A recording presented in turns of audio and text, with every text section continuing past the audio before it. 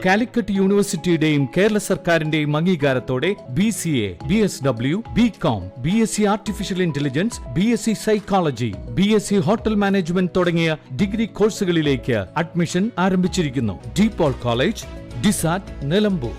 സംസ്ഥാന ബജറ്റിൽ വണ്ടൂരിന് വാരിക്കോരി. 2 പാലങ്ങൾക്കായി 14 കോടി രൂപയും വണ്ടൂർ നിലമ്പൂർ പാതയിലേക്കുള്ള ബൈപ്പാസ് അടക്കമുള്ള 6 റോഡുകൾക്ക് 10 കോടി രൂപയും അനുവദിച്ചതിലൂടെ പശ്ചാത്തല വികസനത്തിൽ വലിയ മുന്നേറ്റമുണ്ടാകുമെന്ന് മന്ത്രി AP അനിൽകുമാർ പറഞ്ഞു. വാണിയമ്പലം റെയിൽവേ മേൽപ്പാലത്തിന്റെ സ്ഥലമേറ്റെടുപ്പിന് 5 കോടിയും തൂരിലെ മാതോത്ത് പാല നിർമ്മാണത്തിന് 7 കോടി രൂപയും അനുവദിച്ചു. വയനാട് വാണിയമ്പലത്ത് ROB നിർമ്മിക്കുന്നതിന് നടപടികൾ കൈക്കൊള്ളും. പ്രാരംഭ നടപടിക്കായി 5 കോടി രൂപ വകയിരുത്തും. ഗതാഗതക്കുരുക്കിന് പരിഹാരമായി വണ്ടൂർ കൂരിക്കുണ്ടിൽ നിന്നും നിലമ്പൂർ റോഡിലേക്ക് പുളിക്കൽ വരെയുള്ള ബൈപ്പാസിന് 5 കോടി രൂപയാണ് ലഭിച്ചത്.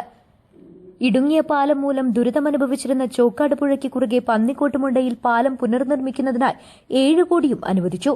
മണ്ഡലത്തിലെ പ്രധാന റോഡുകളായ Kerala Manjalpara Arthala road, Thuvvur Neelancheri Arimanal road, Pongallur Millumpadi road, Puliyakode Kottakkunnu Poothrakkovu road, Chokkad Pedayanthal TK Nagar road, Karutheni Poongode Kavungal Asainarppadi എന്നീ റോഡുകൾ നവീകരിക്കുന്നതിനായി 1 കോടി രൂപയും അനുവദിച്ചു.